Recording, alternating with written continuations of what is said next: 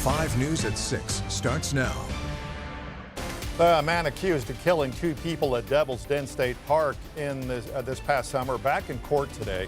5 News reporter Beau Russell will recap everything you need to know from that hearing. And the CEO of Walmart announces he's stepping away from the role he's held for over a decade. We'll tell you what Doug McMillon meant to the company and who's in line now to take the reins. And with Thanksgiving just around the corner, some River Valley families tomorrow will get a much-needed boost in putting food on the table for the holiday. Thanks for joining us for your 5 News at 6. I'm Darren Bobb. And I'm Morgan Wrigley. Alex and Robin are going to have a preview of the first week of high school football playoffs here in a bit. But first, Noah Simmons is here to tell us that kickoff tonight is going to be gorgeous, it sounds like, across the region. That's exactly right. It's going to be gorgeous, not just for the kickoff tonight, but for temperatures heading into your Saturday and the rest of the weekend, for that matter. As we kind of look across the board, obviously that sun has set here at 6 p.m., sitting at 71 degrees in Ozark. Just changed there. We finally have a reading at Fayetteville sitting at 70 degrees, and we're currently at 69 degrees in Bentonville. So those clearing conditions are going to continue into those overnight hours. We're going to see, though, those temperatures kind of drop off to those middle to lower 60s, which is actually very mild for this time of year. Typically, we should see lows into the 30s and close to 40. We're not going to be seeing that, though, by any means. In fact, we're going to be waking up close to 60 there in terms of your Saturday morning with a bit of sunshine and clouds mixed throughout your morning hours. In the River Valley, again, we're going to see those temperatures in the 70s here within the next hour before we'll drop into the 60s. Any evening plans, they look fantastic out there, whether it's football games or just anything for that matter. We are going to see rain chances, though, pick up next week. We got a small one there on Monday.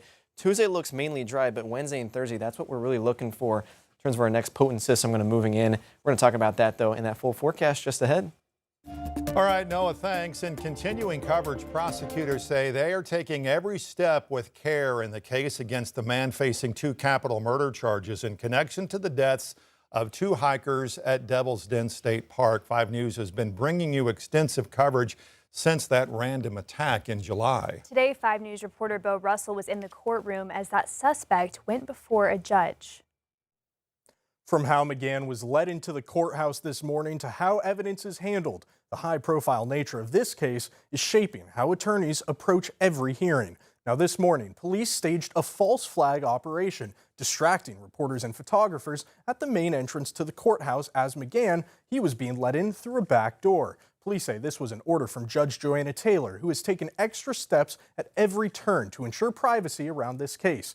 McGann walked into the courtroom at around 8:30, wearing khakis, a white shirt, and a red tie, clothing allowed under a defense motion to remove jail garments and visible restraints. Now, his attorneys argued that since so many eyes are on the case, appearances matter even before the trial begins. That was one of 19 motions filed this week, which also included requests for investigative notes, digital records, and rulings related to the death penalty. Prosecutors say while the public interest isn't changing how the state handles the case, it is heightening an attention to detail. The high-profile nature of this case is not going to change the way that this state deals with the case. If anything else, it heightens our scrutiny on the case. It's taking extra care because of the weight of the proceedings. Several motions were granted today, but many more still require hearings. Those will continue on January 15th at 8 a.m. I'm Beau Russell, 5 News. All right, Beau, thanks. Arkansas State Police, meanwhile, investigating a double homicide tonight after 2 bodies were discovered near Eureka Springs. Police say deputies discovered the bodies of Joy and Robert Wilmuth during a welfare check at a house off West Highway 62. Police say both victims appeared to have been shot. Carroll County Sheriff's Office says it has a suspect in custody but have not released any other information at this time. 5 News reporter Laura Castleman talked to neighbors, and we'll have an update tonight on your 5 News at 10. Meanwhile, we told you yesterday about the new details in the murder trial for the man trying to become the sheriff in Lonoke County. Well, the prosecution says Aaron Spencer planned to murder Michael Fossler even before he found Fossler sexually abusing his daughter. Well, Spencer's defense tonight is saying that's not the case. The defense claims Spencer fully cooperated with law enforcement during the initial investigation and never acted violently toward Fossler until finding his daughter in his truck. They also argue the state must prove beyond a reasonable doubt that Spencer did not act in justified defense of his child. They say that's due to a state law that allows a parent to use deadly force if they believe their child is at risk of serious harm. Well, new tonight, Walmart names a new CEO who's already well known throughout the retail giant. John Furner will take over when Doug McMillon retires at the end of January. 5 News reporter Claire Everbach has been looking into both the outgoing and incoming leaders. Joining us now, Claire, what have you been able to learn today? Well, Morgan, both men are not new to Walmart.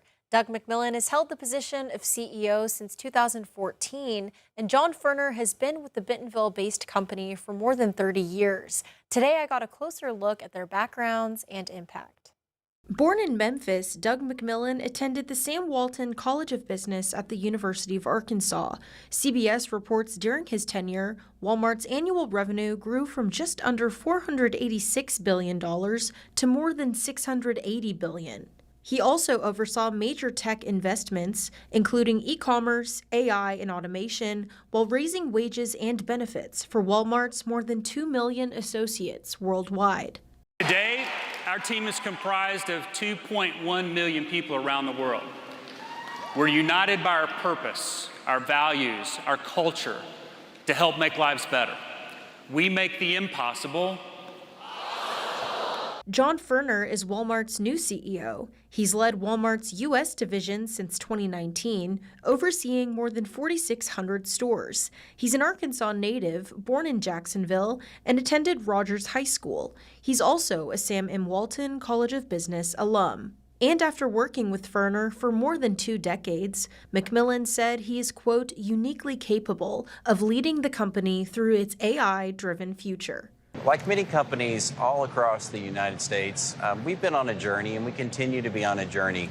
And what we're trying to do is to ensure that every customer, every associate feels welcome here to shop and to feel like they belong. The company plans to announce who will take over Furner's job as CEO of Walmart U.S. before the end of the 2026 fiscal year, since he'll be taking over as CEO of Walmart Incorporated. Claire Everbach, 5 News.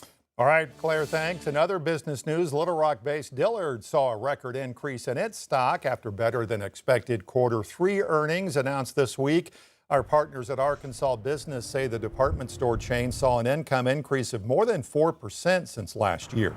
This exceeded Walmart expectations and sent the stock to a record $724 a share yesterday. Now, it dropped a little bit today, but the overall stock price up 64% in just the last 6 months. Wrapping up today in Fayetteville, the Urban Land Institute of Northwest Arkansas holding its 4th annual Place Summit. That conference brings together all kinds of groups to share what's in the works for development in this region. The focus is on making spaces into places, or as they put it, giving a space meaning and community. Public planners, developers, architects, all from across the region came together today to share their ideas for making this area better. This event, Place Summit, really matters to the community because it's a chance for everyone to get together under one roof. A lot of people work in these silos and they're able to get together and actually speak about the conflicts that they're having, the issues that they're having, and actually come up with real solutions. That conference also talked about some of the big issues in the region, like housing affordability and transportation. Happening tomorrow in Fort Smith, families will get some help for putting food on the table for the upcoming holiday. Antioch Youth and Family will host its 11th annual Thanksgiving in the Park, donating turkeys and fresh produce to families who are facing food insecurity. Now, last year, the food pantry says it served around 2,700 families in the River Valley. This year, it's expecting 3,500. The event was also renamed this year after the founder, Charlotte Tidwell. Organizers say she leaves behind a legacy of giving people purpose when they needed it most. We have, kids coming through, we have seniors coming through that volunteer their time to do what they can for their community. I think that was her biggest